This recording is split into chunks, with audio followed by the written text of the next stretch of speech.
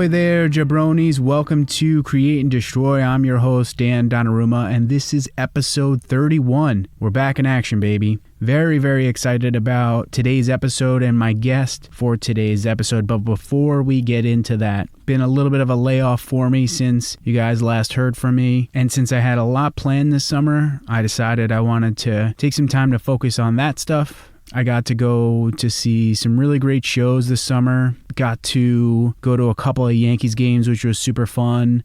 My wife and I went to Colorado for a couple of weeks, and we did a bunch of really awesome hikes. Got to camp out in Colorado, which, that state is so goddamn amazing. I love Colorado. So yeah, I had a really great summer, and I'm fucking bummed that we're now into September and fall is right around the corner. So yeah, I hope you guys had an awesome summer. On top of that, my wife and I have been working on a new podcast that she and I are going to be putting out, which I'm really excited about. We're kind of in like the last stages of getting that all together. So hopefully sometime within the next few weeks, next month or so, we're going to have episodes dropping for that, and I'm really fucking excited about it. It's going to be her and I talking about all the nerdy shit that we love, all the shows and the movies and books that we're into, because she and I are both two nerds, and I love talking about the shit that I'm into. So yeah, Danielle and I are starting a podcast. It's going to be called Dan's on Fandoms, and really excited for that as well.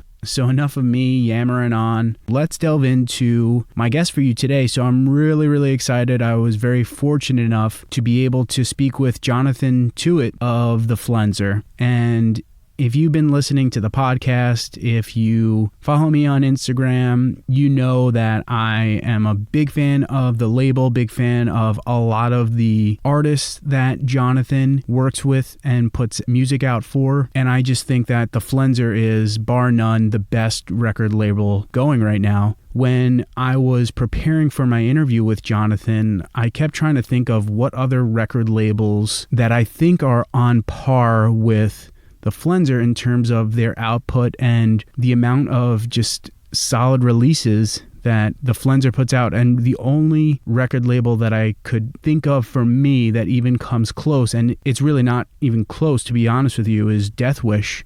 Death Wish has been one of my favorite record labels over the years, but still their output to me is nowhere near as solid as the Flenser.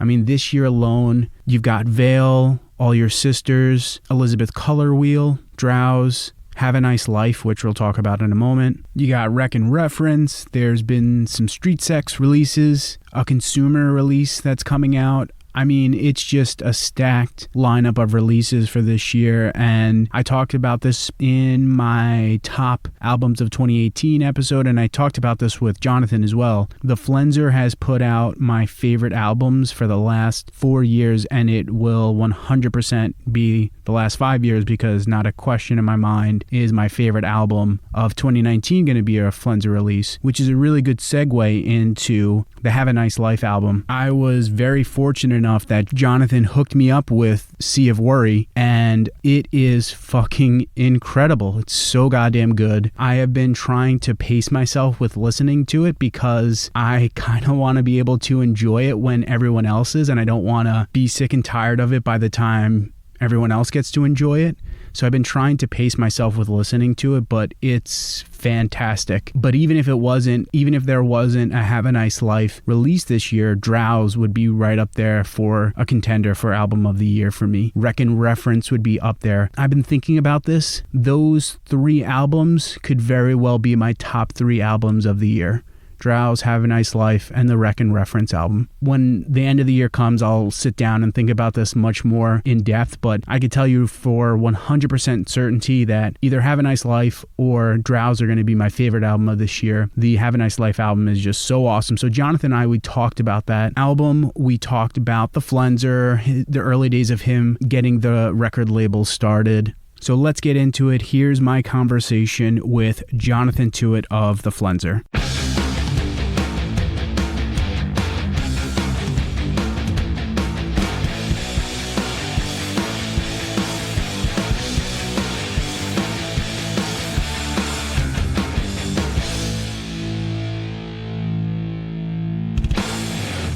So Jonathan, how you doing today, man?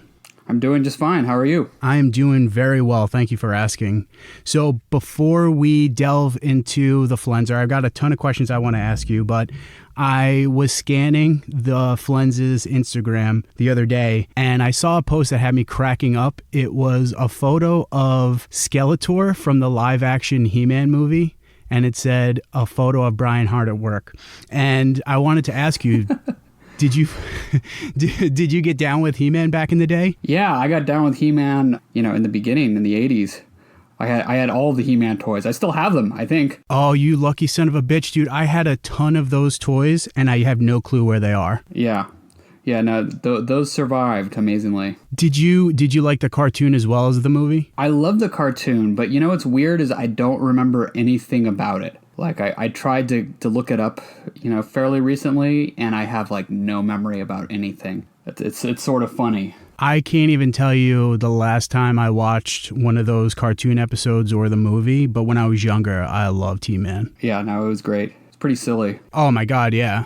I don't know if you saw, Kevin Smith is going to be doing an animated He-Man show for Netflix. It was just announced, I think, a week or so ago, or maybe a couple days ago, which I was pretty happy about when I saw. That's pretty bizarre. I know he's written comic books before, like Batman comic books. I don't know how he'll do with this, but I am a big fan of his movie, so I kind of have faith in him. Yeah, I really like Tusk. It was Tusk, right? The Walrus movie? Yeah, that one I have not seen. Oh, that's the best one. It didn't do so well, right? Like, I feel like it didn't get as good of reviews. It's horrible, but I think it's supposed to be horrible. Yeah, Kevin Smith is awesome. When you were growing up, do you remember the first album that you heard that captivated you and blew you away? So I want to go back to, when you were first getting into music. Do you remember that first album that you listened to that completely blew you away, completely captivated you? Yeah, I think that the first record that I ever really got into was The Police's Greatest Hits, and specifically the song Message in a Bottle. I remember listening to that on vinyl when I was a really little kid. I think it was the Greatest Hits. I don't think it was the actual original album. And then later on, I got really into kind of the Andrew Lloyd Webber musical theater type, super poppy musicals like Cats and Phantom of the Opera. Those were the kind of initial music that I was really into. Pretty silly now, but... And how old were you at that point? Oh, I was, first grade, and probably younger when I was listening to The Police. That memory of listening to The Police on vinyl was probably...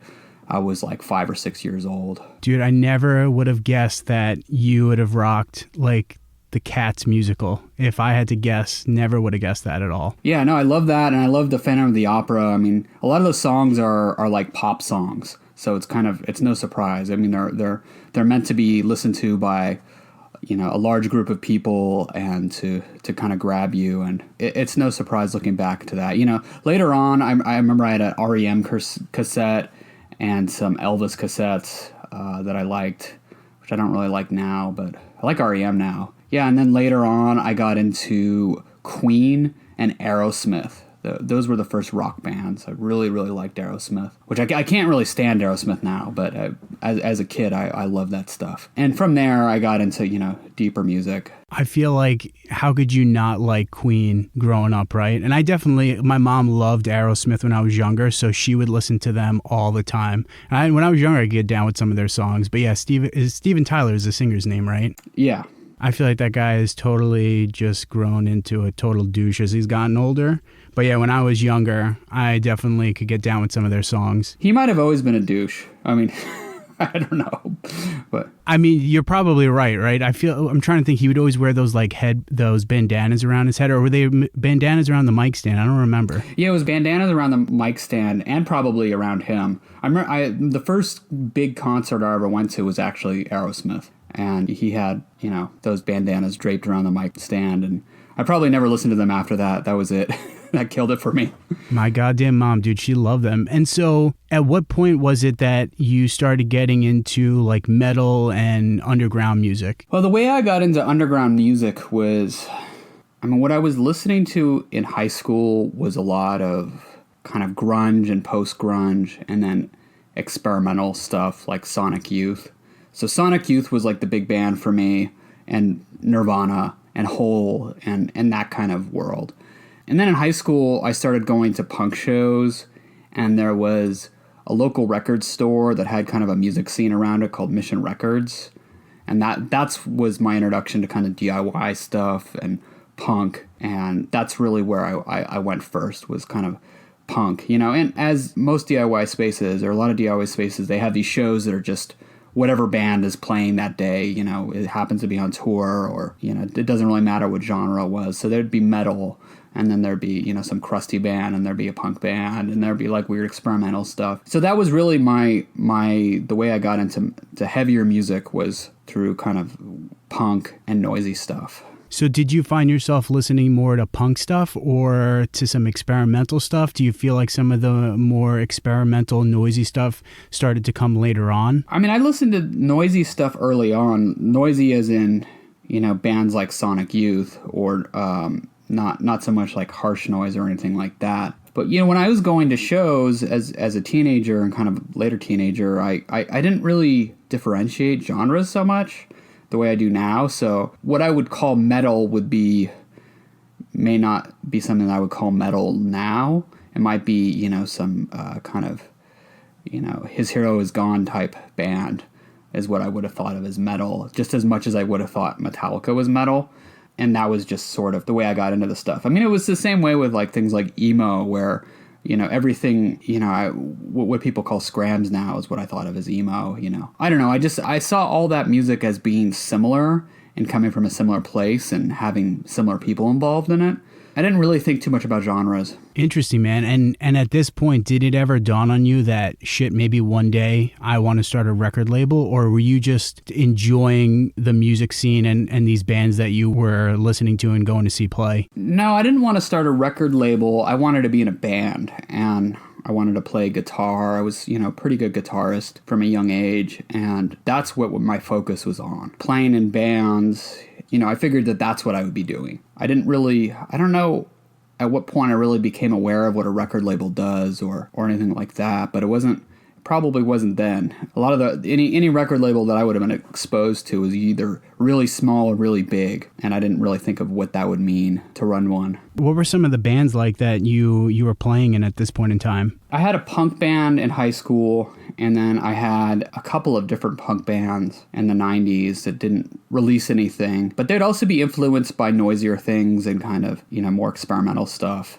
And then later on, I played in this band called Pigeon. This is, you know, fast forward to when I was about 20. Pigeon with a D, which was kind of a mishmash band. It had like some heavier elements. It had some kind of more catchy parts. I was all over the place with music, kind of from the beginning, I guess. Did you guys have any shirts with pigeons on them, or like a record with a pigeon on them? I feel like you can't not have that, right? Yeah, we had a shirt with a pigeon. I mean, listening to some of that stuff now, it's pretty embarrassing, but it's so funny. Like running a record label, having been in a band, and just seeing how I behaved in that band and how we got along.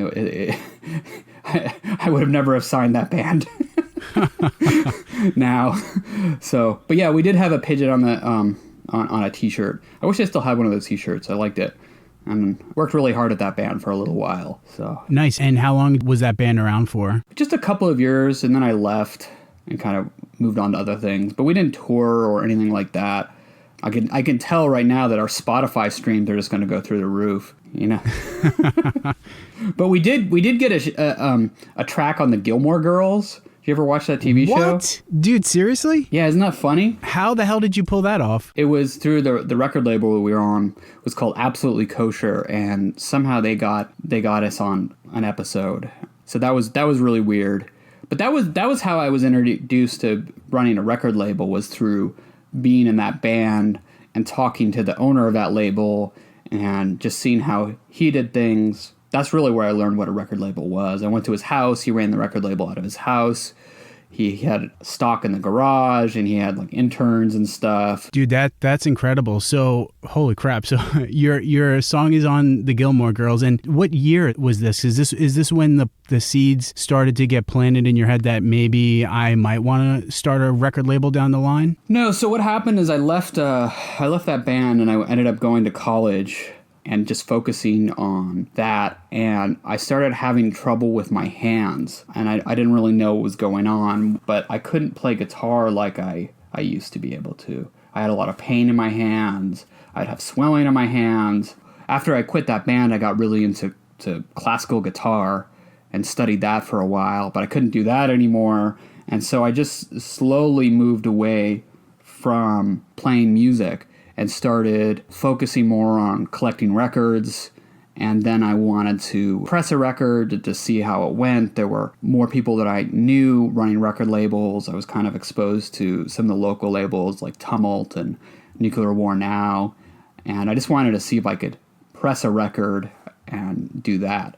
So as the kind of creative energy was, as I didn't have guitar as an outlet anymore, or music, really, I started becoming focused on actually running a record label. Wow, man. So holy shit, dude. What was going through your head when like you were having these issues with your hand? Well, at first it was just a matter of, all right, let's go to whatever doctor, let's go to hand therapy, let's do this, and go to the specialist, and no one really figured it out. I mean, it turns out that I have arthritis, but no one knew what it was. They all thought it was like some sort of repetitive stress injury. And the focus of my life, it wasn't like one day I woke up and I just stopped playing.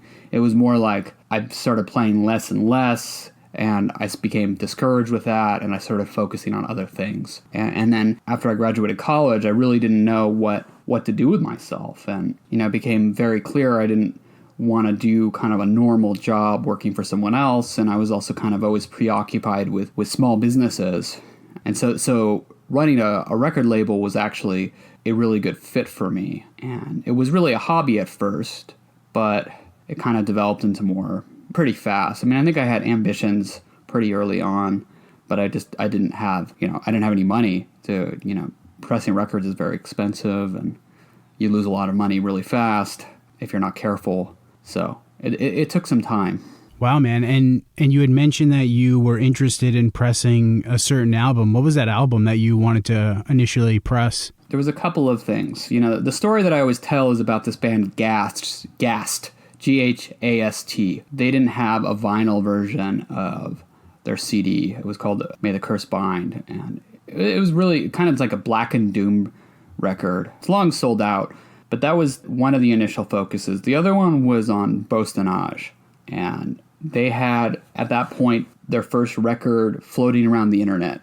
And I'd heard it, and it was just amazing. And I wanted to do that on vinyl, which to this day I haven't done on vinyl. Brian, I hope you're listening to this. You're supposed to finish the artwork. Brian's like, you son of a bitch. Yeah, it's like 2 years. Like I made lacquers for that record like 2 years ago, and Brian has just fucked up, Gotta get on that, Brian. But he hates that record. So I like that record more than he does. So I don't think he wants to deal with it. But yeah, those two were kind of the initial interests, and I didn't. I ended up releasing, I guess. I'm trying to think here. Okay, and then I met this guy that played in Palace of Worms at a bar, and he had this black metal band, which I thought was really cool, and I liked the idea of working with a San Francisco band. So I figured, well, I'll just put this out on CD first. This will be easiest. And he had everything ready. So that ended up being the first release, was the Palace of Worms record. And then what happened is I became friends with Austin from Panopticon. He had a couple of records out on CD, but he didn't have a vinyl of Collapse, which was kind of it was his second record, but it was his most polished record to date. And so when I started talking to him, it became clear that should be the first vinyl release. And so that was our second record. And then Bostonnage's first record was my third release, even though it was already out on the internet, but it was a CD. And then came the Ghast record. So all that stuff was kind of being worked on at the same time. But I think that was all released over the course of 2010. When you're putting all this stuff together, when you're working on pressing an album, getting CDs made for a certain album, like what goes through your head during that process? Is it super stressful initially for you? Were you super excited? Were you like, fuck yeah, I'm really excited about this? Like, what was going through your head at this point in time? Yeah, at that point. Oh, when I first started doing it, I had no idea what I was doing.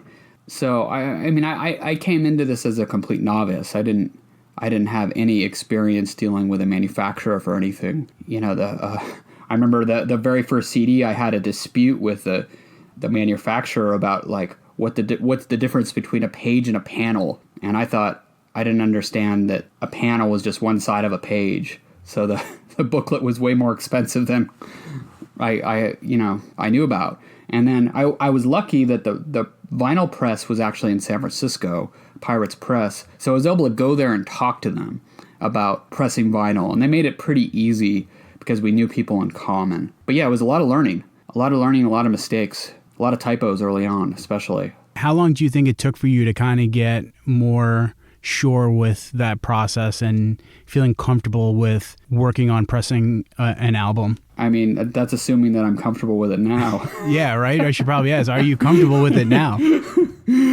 It's always difficult.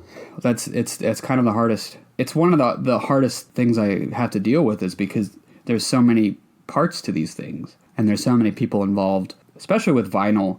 It's so expensive, and a little mistake is so expensive to fix. But I think probably, I don't know, 20 releases in, it got easier fast. I mean, none of this stuff is particularly hard. Running a record label is not hard. It's just learning all these things and putting them all together. One of the things that I wound up asking myself as I was putting these interview questions together, because I also collect records, what is it about records that makes them so special? And what is it about vinyl that made you say, I want this fucking album on a vinyl so I could listen to it? Well, that's a good question. I mean, my view towards owning records has changed as I now have so many of them.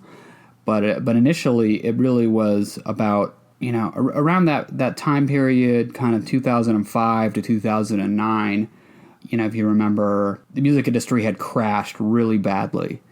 And CDs no longer seemed that interesting because you could download music for free, legal or not. People did that widely, and you no longer had to guess if this was going to be a record that you liked when you bought it. And so when you would listen to vinyl or buy something with the larger artwork, that would be like taking part in the experience in a deeper way, I think. Not just the sound of the music, but just the overall experience is something real, as opposed to when you're downloading something, you can download 100 albums in an evening and not listen to any of it and not really delve into it, or listen to something once or listen to one song. So it's really taking part in the artist and supporting them and being involved in that way, I think. Yeah, I completely agree with you. And for me, this is going to sound corny as hell, but one of the things that I love about records is also just hearing the sound of the needle on the vinyl and the artwork that goes into the packaging.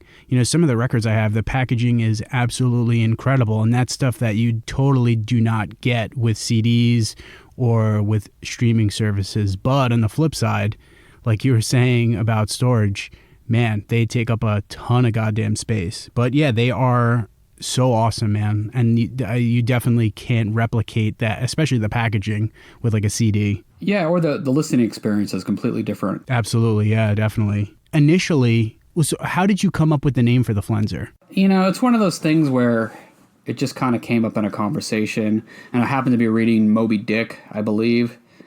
And it just sort of stuck. I was having trouble with finding a name. There's some kind of other ideas I had about the word, but I'd rather let people kind of interpret that however they want. But I'm definitely not a whale killer. I will say that. I do not support murdering whales. Did you come up with any other names before you settled on the Flenser? I'm not sure. I don't remember. But I will say this, that it's called the Flenser because that was the URL that I was able to get. I couldn't get Flenser.com.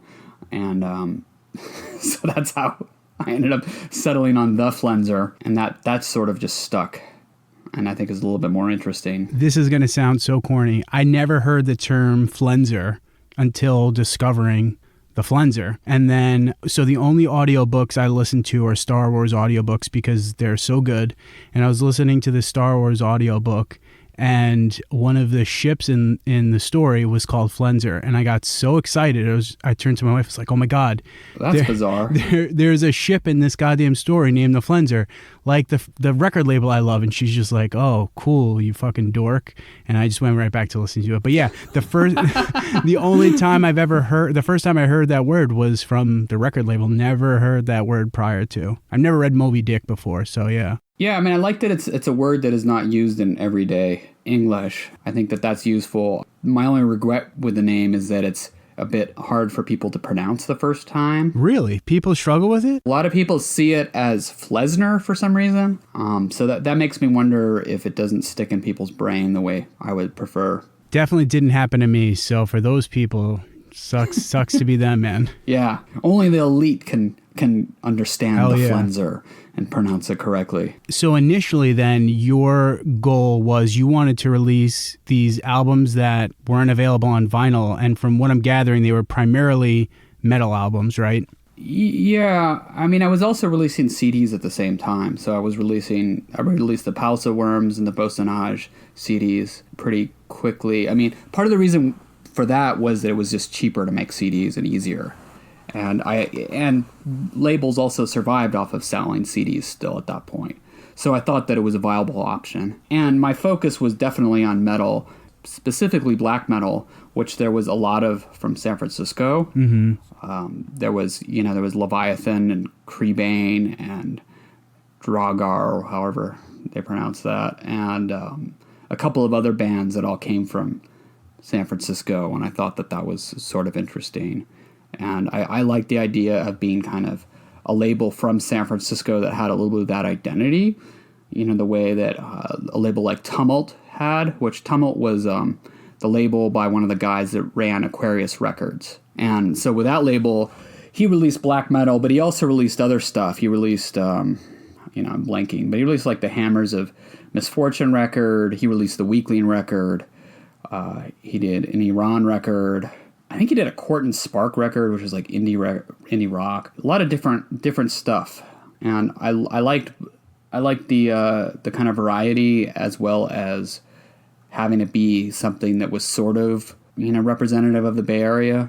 Interesting, man. And you said something here, so I've got to ask this: how well do CDs sell at this point? Like, are people still buying CDs? Or is it primarily vinyl records that people are purchasing? I mean, people are definitely still buying CDs, but it's a matter of which people. I think there's a certain demographic that buys CDs, usually an older audience. A lot of younger people don't buy CDs. So that's why, we don't release CDs by all bands. We try and only do it when it makes sense. Despite there's always this kind of small group of CD fans, and I'm a CD fan, but there's a small group of CD fans that always gets angry when something's not on CD. But it has to make sense. It can't just be something that you lose money on or that breaks even. It has to actually, you have to actually be able to profit on CDs, and it's pretty hard to do that these days. At least for the music that I'm releasing, which is often geared towards a younger and younger audience over the past few years, and it's just not an audience that buys a lot of CDs. Straight up, I think the only people I know that like CDs are you and Tom. I don't think I could name anyone else that I know that like CDs or listen to CDs. And I think you're right. It's definitely, I could imagine an older demographic being into CDs as opposed to a younger demographic. Yeah, I think that's true. I mean, with a band like Have a Nice Life, they have enough fans where the Sea of Worry is coming out on CD, so it makes perfect sense to do that. Street Sex, we did the last one on CD, and that actually sold pretty well, even though they have a younger audience. But they also have kind of a little bit of an industrial audience too, which might be a little bit older. So it's hard to figure that out, and it's hard to know when you're just leaving people out in the cold. How the hell do you know like demographics other than just gauging it? Is there something that you do to know the demographics of folks that listen to this band is going to be this age group? Yeah, I mean, you can just look at the Facebook demographics. I was just about to say, like, is it just social media? It's social media and just kind of paying attention to who goes to the shows and who's interested. I mean, who's interacting with them on social media. But you can learn a lot from Facebook demographics.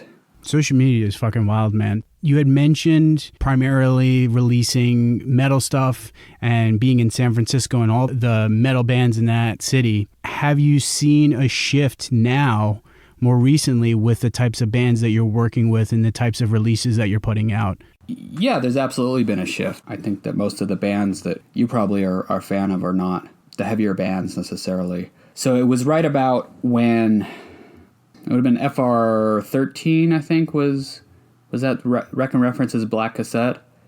So they had sent me a demo tape, or they'd sent me the original pressing of the Black Cassette, and that was, I think, the first kind of really non-metal record that I did. So that's sort of when the shift started to happen. If you look at my catalog, you can kind of see that it's just been less and less heavier stuff, but even though it's still present, mixed with a more experimental kind of, I guess, what people would think of as Flenser-y bands. But yeah, I don't see it as a metal label. I haven't seen it that way for many years, and I thought a lot about it, if I wanted to shift directions, and it's felt very natural. And a band like Bossonage that's been with a label since the beginning, they really kind of ride that line of having fans that are metal fans and then having fans that are outside of that and the kind of more weirdo music. And that's where, we're most comfortable, I think. For you, yeah, what is it that you're looking for in bands that you're looking to work with and to release their albums? Well, this has become a lot harder for me because as the label has grown, my costs have gone up, and I have to support myself, and I have an employee, and I have a space that I rent, and so I can't take a lot of risks with new bands. So I really look at that. I look closely at what bands are doing and their ability to tour, and if they've toured yet. That's the big one. I also, I'm looking at kind of who's in the band and if I like them, if I personally get along with them. That's also a big part of it, since I have to work closely with these people and I want it to go smoothly. In terms of what genre or what the music is, I don't really have anything in mind. I generally don't want to release music that sounds like other music I've released. So if you're in a band that sounds just like Planning for Burial, it's probably wouldn't make sense for me to, bring you on. I think that a lot of people are confused about that, and they think, oh, you have a band that sounds like Planning for Burial. Well, my band sounds like Planning for Burial, so, this should be the home for it. What I really want is to kind of check those other boxes. I want different sounding bands on the label. So yeah, it's hard to say exactly what that is, what the, for a band that I'm taking on, but it's pretty unusual for me to bring on new bands compared to the amount of bands that I talk to. I also tend to talk to bands for a very long time before I officially bring them on, because I want to get to know them and kind of watch them a little bit, like Elizabeth Colorwheel. I think we were talking for the good part of a year before I agreed to release their record, and it just had to feel right, and I had to kind of see that if they were gonna continue being a band, and I'm very glad I did. Yeah, oh my God, seriously. Dude, one of the things that I have grown to absolutely love about the Flenser is, just like you're saying, the label has so many bands that are just so unique. Not many people sound like them, and then especially within the label, there's no other bands that sound like them, but there's still that connective tissue between all of the bands in terms of maybe themes or just being dark sounding bands. Whereas a lot of labels, especially growing up listening to punk and hardcore, this hardcore label is going to release X number of bands and they all fucking sound the same. And that's one of the things that I absolutely love about the Flenser, is that you're releasing music from bands that are doing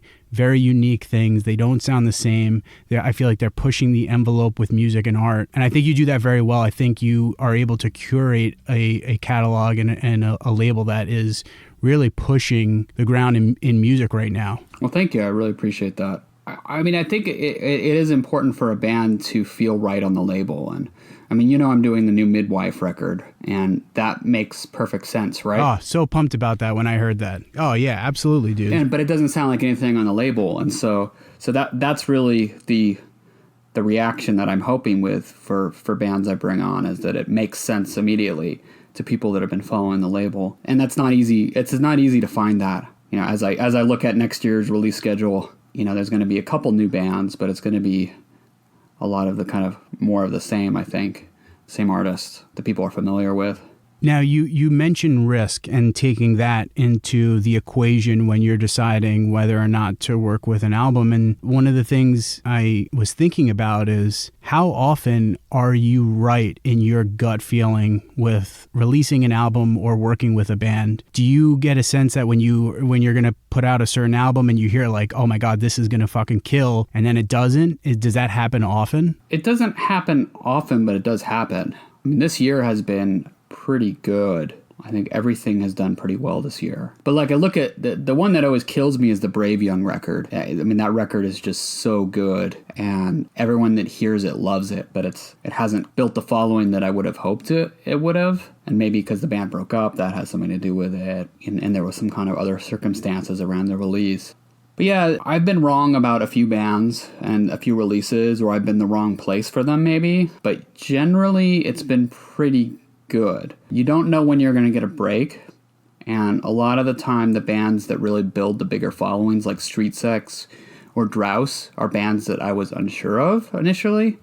You know, both those bands I was like, oh, I don't know if people are going to like this the way I like this, but let's see what happens. Wow, that to me it seems so interesting. Because like for me, when I read that you were going to be putting out the Drowse album, I was like, fuck yes. But I had been listening to Drowse prior to that announcement. But to me, I feel like that perfect goddamn fit for what you had been releasing. Yeah, I mean, I wasn't sure that he would be able to reach a larger audience, and he really has. And I was nervous about that because it was probably, besides the Boat of Songs record, the quietest sounding record I'd released, I think.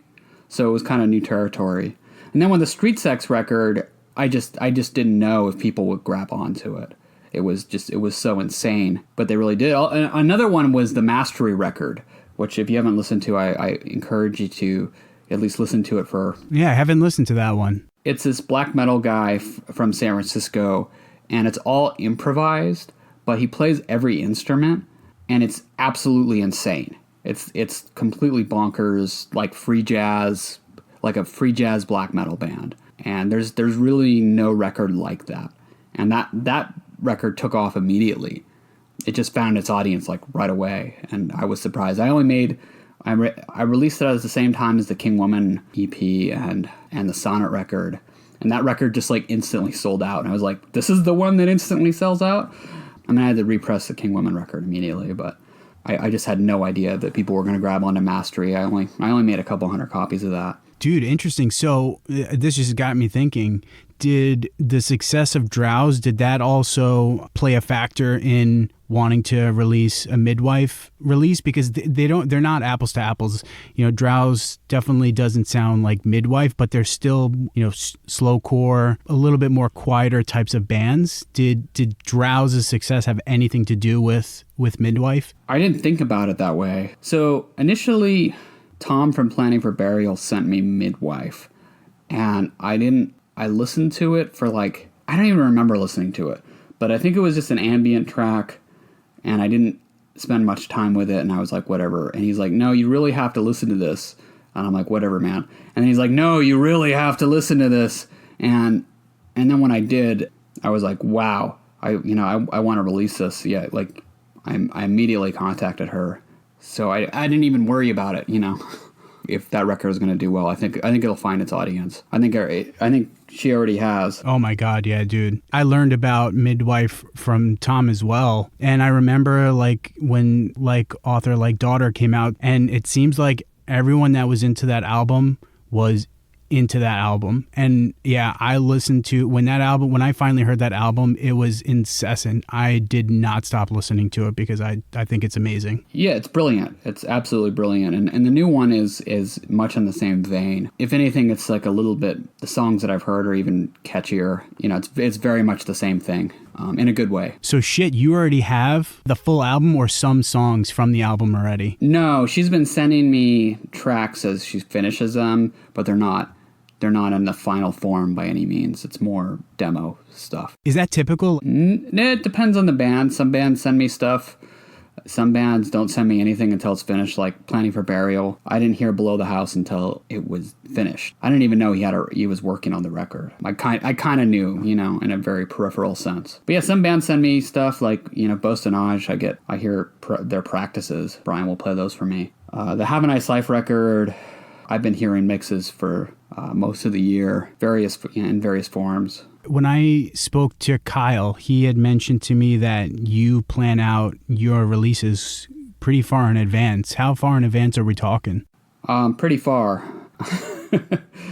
I mean, I'm working on next year right now, but I have stuff that's kind of earmarked into the following year even. Do you plan on like, all right, I want every May I want to release an album, or is it I want to release X number of albums each quarter? Is that how you plan things out, or is it just, all right, I'm going to plan out X number of releases over the year, and then I'm just going to kind of divvy them up over the year? Well, it's not so simple because bands have needs also, people want to be on tour at a certain time, or they have a tour that they're trying to get on, or they are sick of sitting on the material, because a lot of the time a record will be finished for a very long period of time before it comes out, and that's really frustrating for the artist. And I understand that, so I don't want to sit on things for too long, and that's absolutely been a mistake I've made with some bands, Drouse in particular, as I took way too long to release that first record, and I think he was over it in a lot of ways when it came out. So there's respecting the artist and getting something out in a timely manner. There's also just a matter of how much I can release in a year. And I always want to release less so I can spend more time on things, but it never goes that way. I mean, I think, how many full lengths is it this year? It's like 7 plus reissues and 7 inches, 7 or 8. I think it's 8. I can't remember. I was looking at the releases for this year. This year has been fucking stacked with releases, just so many incredible releases. So when you reflect on the stuff that you've put out this year, how do you feel about that? What kind of goes through your head? I think this is the best year from start to finish in terms of quality throughout the year. Yeah, it's been really strong, starting with Elizabeth Color Wheel. I mean, I'm proud of every record that came out this year. I think there's a lot of stuff that people will listen to for years, and that's my hope with these records, is that they're not things that people listen to once, or that listen to just when it comes out, but that they return to. And I think the Elizabeth Color Wheel record and the Drouse record, people are really gonna kind of continue to delve into that stuff. And then of course the Have a Nice Life record, people will listen to for many years. But dude, even the fucking Veil album, that album rips. That album is so fucking awesome. Yeah, it's great. All Your Sisters, like so many good albums this year. Yeah, no, I'm really happy. Everything just kind of came together. Yeah, goddamn fantastic year. Yeah, I don't think I would want to do any more records this year than I already have planned. I think this was kind of the limit for me. I mean, maybe I could do another one. I don't know. It depends what it is. I mean, there's always stuff you just can't turn down. Interesting, man. So how often does that happen where you're like, I can't turn this down. I got to fucking put this out? Well, the last time was the Midwife record, where I was just like, okay, I gotta get on this train right away. And I want to ask you, man, when you heard Below the House for the first time, that album will go down as one of my all-time favorite albums. When you heard that album for the first time, what went through your head? I was really happy. I really liked the direction. I mean, if anything, I like that record more every time I listen to it.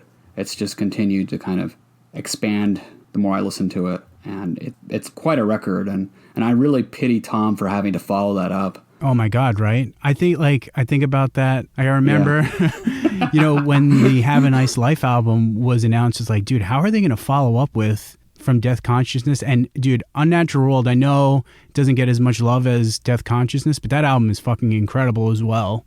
But yeah, I agree, dude. It's great. I would imagine that's got to be tough. But I remember listening to Drouse. Oh, fuck, I'm totally drawing a blank on the first LP that you released, and being like, this is incredible. How the fuck is he going to release something better than this? Cold Air. Yeah. Thank you. And dude, Light Mirror is so goddamn good. And for me, it's more enjoyable. And I talked about that with Kyle because, yeah, I feel like that album is more enjoyable for me to listen to. And I wouldn't have thought that he'd be able to release another album, especially in such a short amount of time, that outdid Cold Air. Yeah, well, he was working on that for a long time, and like I said, I kind of lagged on releasing Cold Air. You know, my release schedule was a little bit impacted in 2016 to 2017, and that came out Cold Air came out in 2018. So there were a lot of records going on, a lot of stuff behind the scenes with a label. And so now I want to delve into Have a Nice Life, man. How sick and tired are you hearing people ask you, when is the new album going to be released? Oh, it doesn't actually bother me. I mean, I kind of poke fun of people, but I'm glad to see that people are that excited about it, and I think that people will be really happy. Do you know when the release date for that album is? Yeah, it's November 8th. Yeah, so by the time this goes live, I think everyone will have heard the first track from Sea of Worry, which is called Sea of Worry. Yeah, it'll be out November 8th.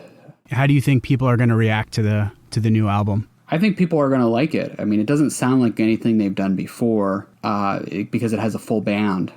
And it's also very, very catchy and leans more into this kind of post-punk, almost optimistic space that their other record have not. So there might be some negative reaction against that, but I think it's really going to stick in people's heads and that people are going to come back to it.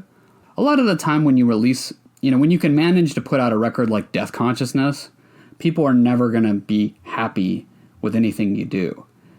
And we saw that with The Unnatural World, where people were like, I like this, but Death Consciousness is the best record ever. And boo those schmucks, dude. Unnatural World is so good. Yeah, but you got to listen to it. You have to listen to it more than once to really get into it. So I think it's going to do great. I think people are going to love it. I think it's a really good record. It's been quite an experience watching it take shape over the past few months. The way that it sounds compared to the way that the early recordings sounded is completely different, and it sounds very much like Have a Nice Life. So I'm trying to remember. I think at the Flenser showcase, they played, I think it was Trespassers W. Yes. And I think it was Sea of Worry. And I remember being so fucking blown away because I remember leaving. I saw them for the first time. It was 2017 in Boston.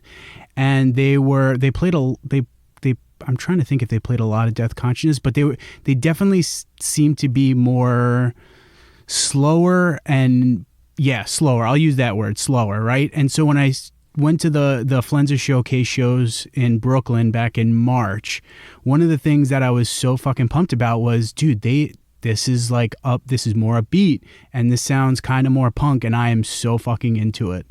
So I thought that those songs were absolutely incredible, so I am all about that if that's the sound that they're going with. Yeah, I think it sounds great. There's a problem that you see with like a band like Nine Inch Nails, where that band blew up at a very particular time in his life where, he was in a very kind of whiny goth space, and he's just kind of stuck with that throughout his career. And I don't think that that's necessarily the most becoming thing. And I'm pretty sure that Dan and Tim are kind of aware of that, where that Death Consciousness came from a very, very dark place. And even, some of the Unnatural World. But they're not necessarily in that same space that they were. And they're still problems. And that's why it's called Sea of Worry. But it's more about things like existential dread. Tim told me that they kind of wanted to call the record Sea of Dread, but Sea of Worry sounded better. So it was very much about, okay, the things that they're facing in life now are more existential in that larger sense. And what do you think? So, dude, since you sent me the promo of the album, I have not stopped listening to it since then. It is fucking incredible, dude. And I think that the fact that it is a full band, you could tell, and I think it sounds so awesome. And I love how catchy the songs are. Like I literally was listening to it as I was cleaning my apartment. I'm such a fucking nerd. I'm cleaning my apartment and I'm like dancing while I'm listening to it. And like this album is just so goddamn catchy and so goddamn good. Yeah, the last 3 tracks are all just Dan and Tim, but the the initial part of the album is the full band. But it goes together pretty well, yeah. Yeah, and like you were saying, I love that it does have that kind of faster kind of catchiness to it, but then there's Destinos, which is totally a gloomy ass fucking song. Yes, it is. So yeah, it's reminiscent of what anyone is going to expect of Have a Nice Life, but I think that this is an album for musicians that are maturing, and I totally agree. Right? How many albums can you release of just putting out the same sort of content over and over again? And I think that this is a fucking home run, dude. Seriously, like I said, I haven't stopped listening to it since. It is absolutely incredible. Yeah, I think it's great. I think it's a special record for sure. And that's all I've listened to for the past 6 months. I think. Oh my God, I'm sure, dude. So where we are right now is I sent everything to press when this was recorded here, when this podcast was recorded, just like a couple weeks ago. So I've been listening to masters and everything over and over and over and over again, and my ears are just dead. I haven't been listening. I've been only listening to kind of classic music and podcasts the past few days. So my wife, I totally chewed her ear off because, like I said, I listened to the album and immediately I was like, this is amazing. And I always get worried when I listen to new albums from bands I really like, because there's always that, what if the album disappoints? And initially listening to See You Where, I was like, oh, this sounds a little bit different, but then I was immediately hooked. And as soon as I finished listening to the album, I was like literally smiling from ear to ear, saying to my wife, these guys are fucking geniuses. How do you release 2 incredible albums and then now you release this album and it's incredible? Dude, those 2 are fucking geniuses, man. Those guys are geniuses. Yeah. I mean, they've been working on this stuff a long time, and they have a lot of material. They have a lot of material that's not out, and that's in various states. That is, some of it surfaced here, and I think that they have plans for other stuff later on.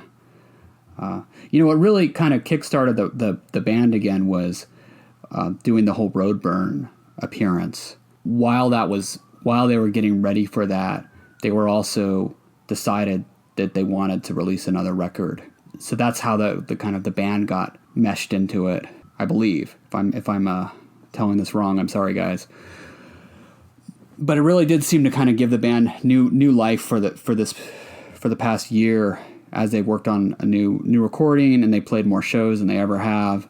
I remember it was right around it was right around that Boston show, telling my wife, I don't think I'm ever going to be able to see Have a Nice Life.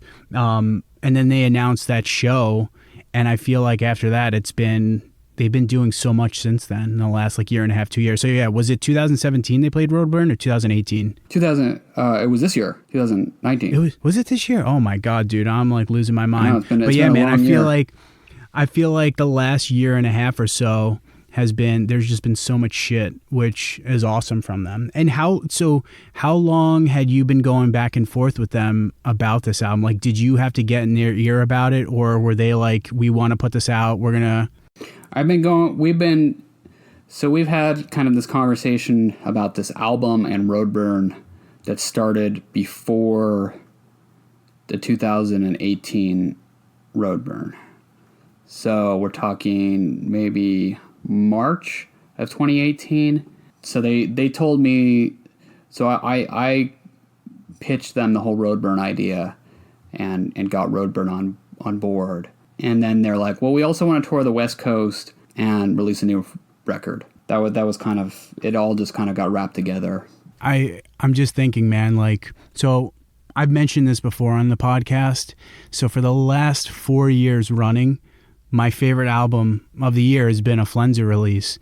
And nice. When I heard, yeah, dude. And so when I heard Lightroom, I was like, all right, this is my pick for album of the year. It's going to be extremely tough for another band to top.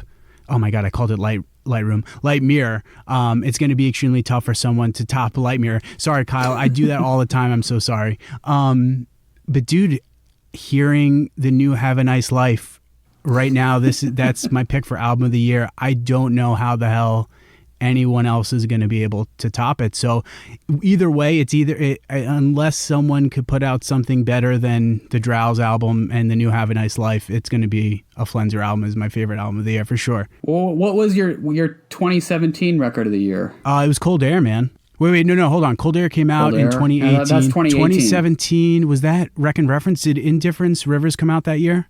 So it was, or no. It was Below the House. That's what it was. So 2017 was Below the House. Right. 2016 was, I think that's when Indifferent Rivers came out. I think. Yeah, that was 2016. Yes. So that was my favorite album that year. And then the year prior was Is Doom, Blackwing. That album is fucking incredible. That's another album. That's like one of my all-time favorite albums, that Blackwing album. It's so goddamn good. I listen to it all the time. Yeah, it's great. So shit, man. Yeah, I am at this point, I can't envision someone is going to top the new Have a Nice Life album. So yeah, I'm sorry I'm like sucking Have a Nice Life dick here, but I promise you guys it's so good. It's awesome. So to move on, we've already talked about, I think the Flenser is doing really great things, but what are some challenges that you see happening now within the music industry, or that maybe you see coming on the horizon with the music industry? The thing that I worry about the most is that there's too much music coming out from kind of smaller labels, and that it's just become a very competitive space, especially with press. That's where a lot of the frustration for me is it's very hard to promote a record, especially for a new band. It's fine for a big band like Have a Nice Life. People are going to cover it, but when you're trying to get people aware of something that they've never heard of, it takes a lot of work. So that's what I stress out the most about. And it seems to have gotten worse. And likewise, everyone seems to be tired of the kind of normal press cycle where you premiere a track and then you wait a little while, and then you do an interview, and then you do another track, and then you do a full stream, and then the record comes out. Every record does that. Unless you're Beyonce and you could just release your record and everyone goes crazy. So I think that everyone is tired of that. No one likes doing these kind of track premieres with websites, but at the same time, there doesn't seem to be another way to do it. And I mean, the people doing the track premieres often seem very burnt out on it. It's a hard system right now that's going to change. Oh, I'm sure, dude. It's a blessing and a curse, right? Like you said, there is so much music because of sites like Bandcamp or Apple Music and Spotify. It is so easy now to listen to music that I remember last year, I want to say it was like 150 or 160 new albums that I listened to. And at times I was just like, holy fuck, this is like a lot of stuff to listen to. And I'm sure there are probably people that listen to more, but there's just constantly stuff that is coming out where it's a blessing and a curse, because it's great that you get new stuff, but it's almost sometimes like, oh my God, there's so much shit. How do I listen to all this? How much of it is actually good? Yeah, I mean, there has to be a filter on that stuff. You can't listen to everything. I mean, you can try, but you need to listen to something more than once to really understand it and really get a lot out of it. I mean, that's my view, at least. If you like a record, you have to listen to it over and over again, and that it'll, give you more each time, hopefully. Absolutely, man. So do you think something like Spotify, Apple Music, do you think that those are detrimental to like the Flenser or, record labels as a whole? Or do you think that they are a good thing and a blessing? Or maybe a little bit of both? Well, what's the alternative? The alternative is people just download it stream something for free. So I'm getting a lot more money from digital service providers than ever. So I think it's good in that regard. Like I didn't run a label during the heyday of when you could sell a lot of CDs and make a lot of money for a band that nobody has ever heard of and that people will buy just to hear it. That was the experience of some indie labels, in 1999 or something. But it's just not like that. And so the first few years running the label, we hardly saw any digital income. And it was, through iTunes or people downloading stuff on Amazon. And it's gotten way better with Spotify and Apple Music. I think about the past 3 years, that's really shifted. And I understand how frustrating it is for bands, especially when you're a new band and you get a royalty check for $2. Oh, that's got to suck so bad. It's got to seem very, very unfair. But the thing about gathering a following is that it's kind of like exponential. So the bigger a band gets, it's not like it goes up, it goes up a lot, when you hit a certain point. And I just tell bands, you gotta keep doing it. You gotta keep releasing stuff, and then the money will come in. And it does pay off eventually. So I'm not one of those people that just hates on streaming all day long. I think that it is there. It's not going to go away. It's kind of the final format. There's not going to be something new that's developed. It's just going to be better technology with streaming. And so we have to, that's what I have to deal with. We have the income streams through selling records, through streaming, and through selling merchandise. And then downloads through like Bandcamp. So that's how we make money. In theory, also through licensing, which we do a little bit of. But yeah, I try not to be cynical. Yeah, I feel like it could be a very slippery slope, right? I'm just thinking, man, I remember, when I first started getting into punk and hardcore, I would buy albums all the time from bands that I'd never heard. I could not tell you the last time I've done that, because it's just so easy to access music now, where I can listen to an album and decide, all right, do I want to buy an LP or not? Yeah, I would absolutely buy CDs of just because I like the way a cover looked. And there's no way that I'm going to do that now. I'll listen to a stream of it, but I don't think there's anything wrong with people streaming music. So if people want to stream our music, like, I'm all for it. Please, especially if you're going to do it, please have a premium account. We do get paid for that stuff, and it does add up. Really? Yeah, absolutely. So if you don't have a premium account, like if I don't have a premium Spotify account and I'm listening to a Flenser album, do you guys not get any money from that? It's a lot less. Interesting. It's a lot less. So yeah, having a premium account is much better. Listening on Spotify or Apple Music or Tidal or Amazon service is you pick one and I'm fine with it. The one that's really bad is YouTube, though. The payouts for that are still very, very low. And that's also, in a lot of ways, the biggest streaming service. So I think that they need to figure that out. And there's nothing that I can do about it.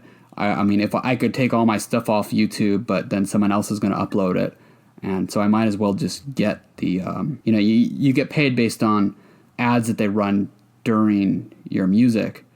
And YouTube has a content ID software, so it's able to know when a particular release is being played.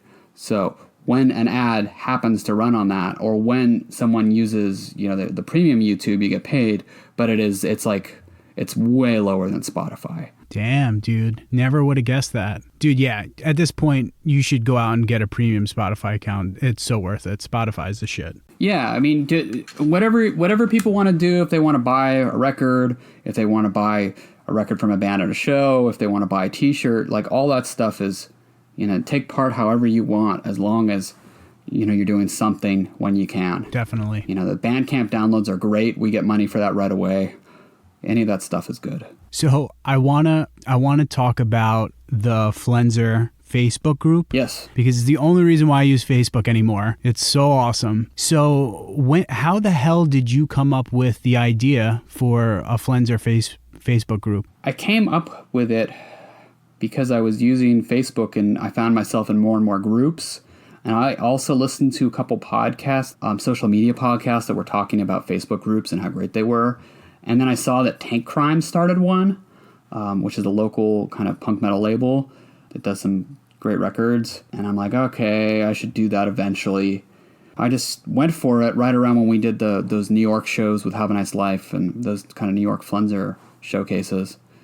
And it really seemed to galvanize the following. And it turned out to be a really great thing that I put it up right around those shows, because people from the shows ended up talking in the group, which is not something I thought about at all. It just happened to be when I put it up. The Flens Cup Finals, man. That was so awesome. Yeah, that's Tom's idea. Next time, Tom, I know you're listening to this. next time you got to tell me before we announce the show so we can actually title it that. Dude, such a good name. And that was so awesome, dude. I know, it's perfect. Seriously. And like that run of shows, man, because like, yeah, Tom was posting, Elizabeth Colorwell was posting. It was fucking awesome. Yeah, it's been really great. And it's been the one good thing that, you know, has been happening with social media for us right now. It's much harder with Instagram, and it's just awful with our Facebook page. No one sees anything unless you pump a lot of money into it. And I you know, it's very frustrating. You spend years building up these followings, and now, you know, now when I scroll through Facebook, all I see is ads from really big brands or startups. You don't see nobody on the small level is advertising because you can't even break through. It's pretty rough. So, but the groups work really well. And I feel like the group just shows the cult following of the Flenser. Like, did you ever envision that the Flenser would have such a following that it does? I did not even know that it had such a following that it does until the group happened. I mean, I knew people were buying the records and that they were into it, but putting everyone together in one place is quite an experience. Outside of, like, the Flenser group, I don't really know people that are into the Flenser band, so it's basically just people on the fucking internet. And once the Flenser group started, you see, like, yeah, there's a fucking cult following. Like, the people that are into the Flenser are into the Flenser. Yeah, it's amazing. I'm very grateful for that. But no, I didn't expect people to necessarily grab onto every band that I release and buy every single record. You know, fans of Street Sex also listen to Have a Nice Life or Planning for Burial, and they sound very, very different. You know, I think it's very cool that there's this commonality that people have found, and I really appreciate that from the fan base. Yeah, man. Hell yeah, dude. And I think it carries over to in some of the bands too, right? I feel like there's such a cult following for Have a Nice Life, definitely, but Planning for Burial, I mean, some of the bands that you work with totally have some serious diehard fans and followers. Yeah, and I think that's carried over as well to the label. Yeah, it's been great. It's been really interesting, and that's been kind of the thing that I've hoped would develop. You know, that's a way around the kind of traditional way of marketing albums, which is very expensive.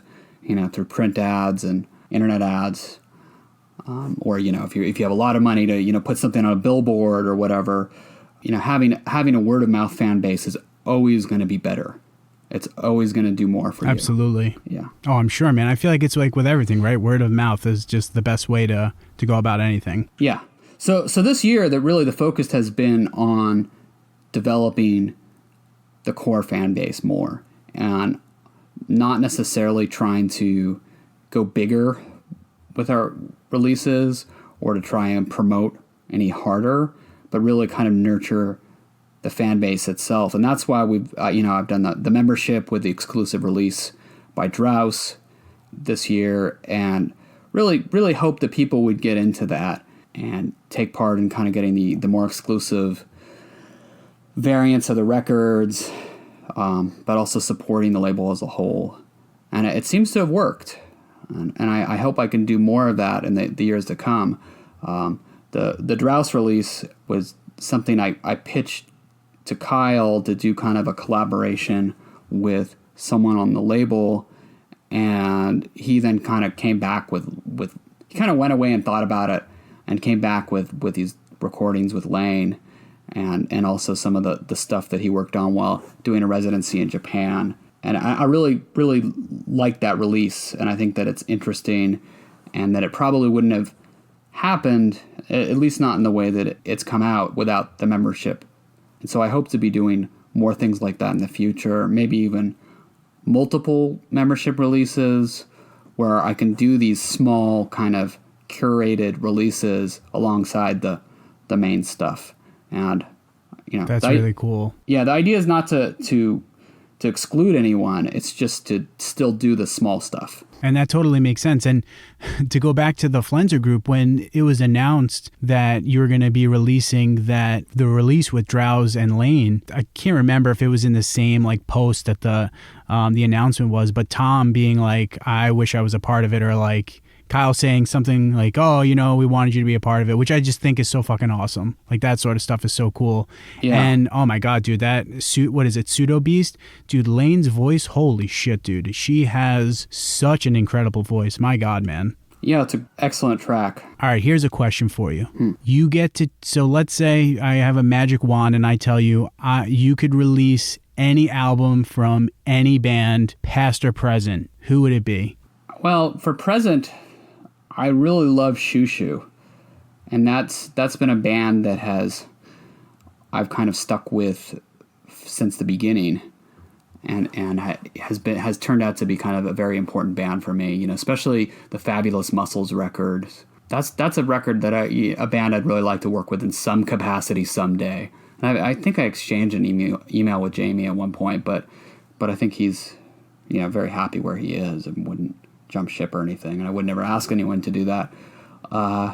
In terms of like historical releases, like it's hard to imagine. Okay, if I can go, release a Joy Division record or something like that, that would be really cool. But I'm really focused on just continuing doing what I'm doing and creating hopefully something unique and some records that people will listen to and become classics for them that they'll come back to over and over again. I mean, that's really the hope is to find new music. Absolutely. Yeah, you got a good thing going, man, for sure. Don't kill me, because I feel like probably most Have a Nice Life fans and most fans of the Flenser are into Shoo Shoo. That's just like one band I've tried. I just can't get into them. Yeah, I mean, it can be hard. He's got some weird stuff. I mean, I suggest that record Fabulous Muscles if you ever want to give it another go. His catalog is long, and some of the records are better than others.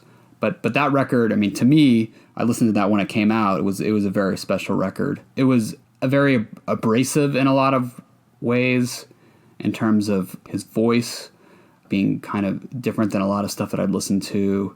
And it also had some like kind of 8-bit components before that was really popular. I thought that was sort of interesting. But yeah, like his initial show was just him and a drum machine, and it was a lot like Planning for Burial, even though that there's no kind of influence there. But I thought that was very cool that he was doing something completely on his own. Yeah, I could respect the game, but yeah, I just couldn't get into him for some reason. Yeah. But yeah, I don't know if I've listened to the full Fabulous Muscles album, so I'll give that another try. I'll let you know what I think. What band do you think we should release? What past or present or future or whatever? Oh my God, dude, that's a tough fucking question. So for me, when I heard Midwife, I was all on the Midwife train of getting on the Flenser. Albums that I would have to think about that one, dude. That's a tough one. I'm not sure. Yeah, it's not easy. So I honestly couldn't tell you one offhand that I could think of offhand. I did try to think of one and nothing came to mind, because I was like, if this comes up, I want to be prepared. And I couldn't think of one. Just knowing my game, I'm gonna turn it around on you. Yeah, man. I feel like you've got your finger on the pulse, man. I feel like you've got a really good idea of unique bands and artists that are really, like I said earlier, really doing cool stuff, unique stuff that are pushing the envelope with music. So yeah, I trust your releases, man. So the first band that kind of like got me into this realm of music was Have a Nice Life. I heard them years ago, and then it was just trying to find every single band that I could that sounded like them. And of course, no band fucking sounds like Have a Nice Life. So I was just trying to find every band that I could that was at least close, and wind up discovering the Flenser. And I literally would just go through the releases on the website and just say, all right, I haven't heard this, I'm going to go listen to them. And dude, that's how I found so many goddamn bands, was doing just that. Well, that's great. Yeah, man. So when you first heard Have a Nice Life, did you like it immediately? Oh my God, loved it. The first song I heard, was it Blood Hail? Probably, right. And I just absolutely fell in love with that song and that album. Wound up listening to The Unnatural World. After that, it was Planning for Burial. And then it was just finding the Flenser and going from there and listening to all these other bands, man. But yeah, Have a Nice Life was the first, like, delving into this type of realm of music. So when I first heard Death Consciousness, I didn't get it at first. I probably listened to it for, a minute or something. I was like, okay, this is weird. I don't quite understand. But then I was having kind of a rough day, and I listened to The Big Gloom, and it just hit me like how amazing that record was. There was definitely a moment of just like, wow, this is something like nothing else. It truly is. There's an article that Vice put out years ago, like 2010 or some shit, 2009, where the author of that article is like, this is one of the greatest albums of all time. And I totally agree with that, dude. That album is just so groundbreaking. And so, I mean, no one has put together anything that even remotely sounds like that album. And yeah, and prior to that, I'd been into shoegaze and dream pop, but never like dark sounding stuff. So that was, Have a Nice Life was definitely my entry point into more darker sounding music that wasn't just like metal. Cool. Yeah, I think that's like that for a lot of people. Yeah, Have a Nice Life will forever be like one of my all-time favorite bands. They're so good.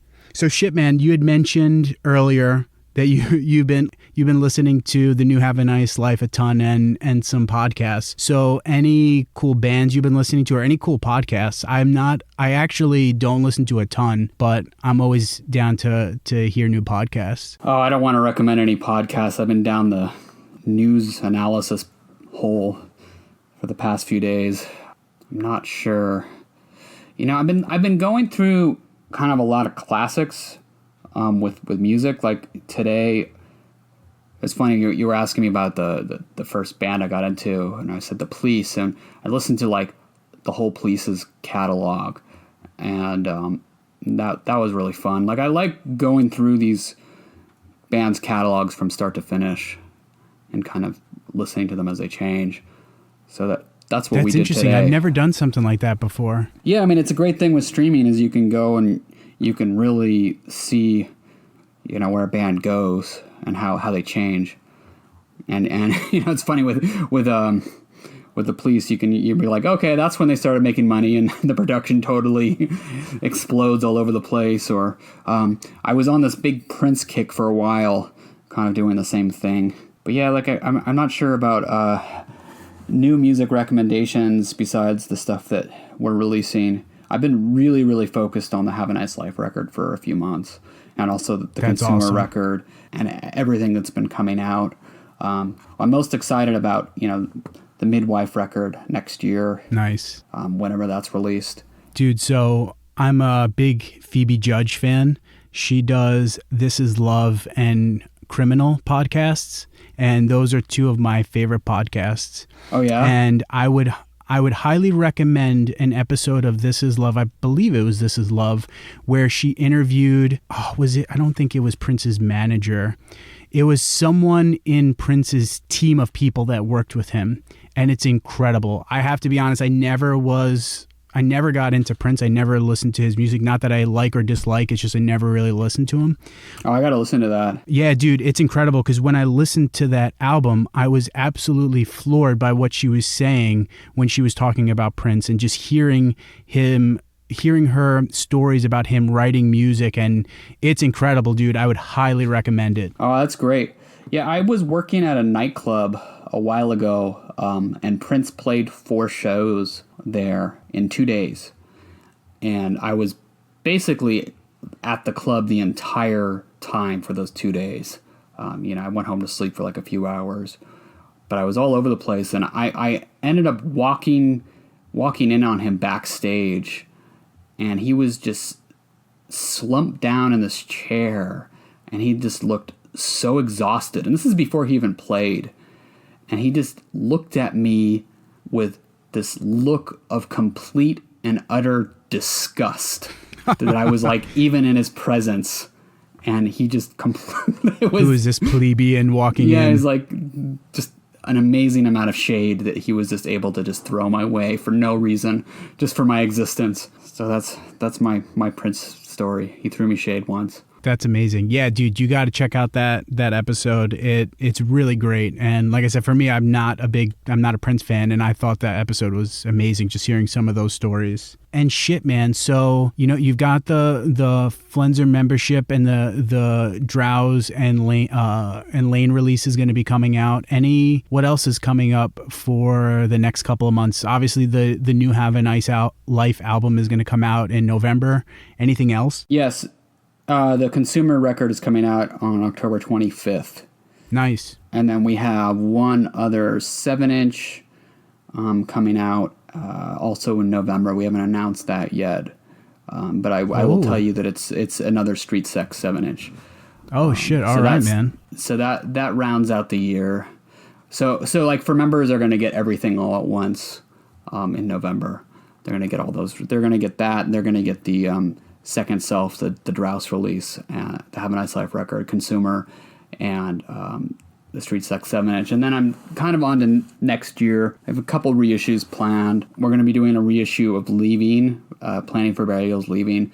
It's going to have new material on it. New old material, yeah. not new material.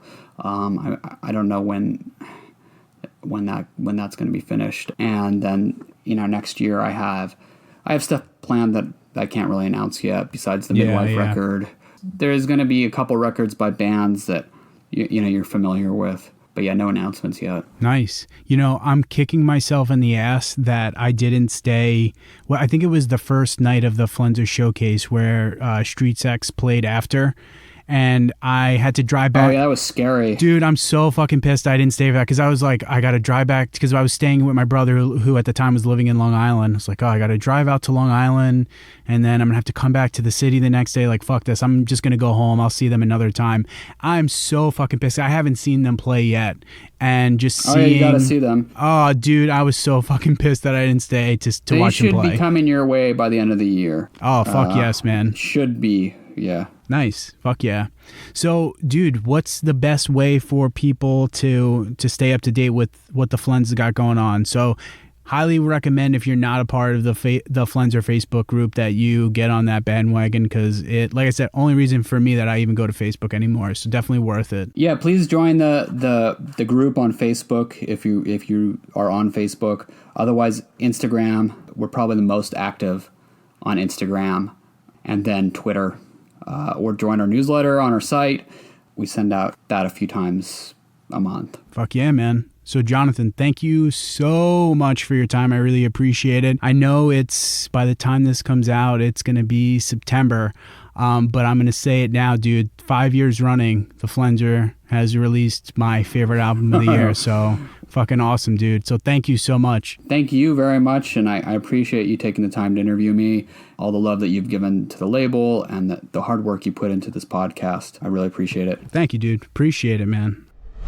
There it is, my friends. That was a fun conversation. Really excited that I was able to have Jonathan come on to the podcast. He and I had been talking about doing an interview for some time, so I'm glad that we were finally able to make it happen. Jonathan is a super cool dude. I'm going to nerd out here for a little bit. I think it's awesome that I got the hookup and can get the Have a Nice Life album ahead of time. That's fucking awesome. One of those little perks that make me so happy about doing this podcast that I didn't think would be a perk. But yeah. Guys, Have a Nice Life album, Sea of Worry, is really awesome. The title track is fucking great. And I think the entirety of the album is a complete home run from start to finish. I think you guys are going to all really like it, especially if you dug Sea of Worry, the title track, the single that came out recently. If you like that, you're going to like the album a lot. Yeah, the Flenser's the shit, guys. And I'm sure if you are listening to this, you appreciate and enjoy the Flenser just as much as I do. Jonathan, keep up everything that you're doing with the Flenser. You have got a good thing going, man. And you are really putting out some of the best, most unique and innovative artists currently. And yeah, man, I appreciate it. Others appreciate it. You're the shit, dude. I will make sure to add links in the show notes to how you could keep up with the Flenser, all their releases. Get in on the Flenser Facebook group because it's pretty great. Like I said to Jonathan, it's the only reason I go to Facebook anymore. I promise you, you'll enjoy it. All right, guys. So I'm so happy that the show's back. I've got some really great interviews lined up in the coming weeks and months, so keep a lookout for some other bands and artists that I think you guys will be super excited about. As always, folks, get out there, create something cool. I will see you next time.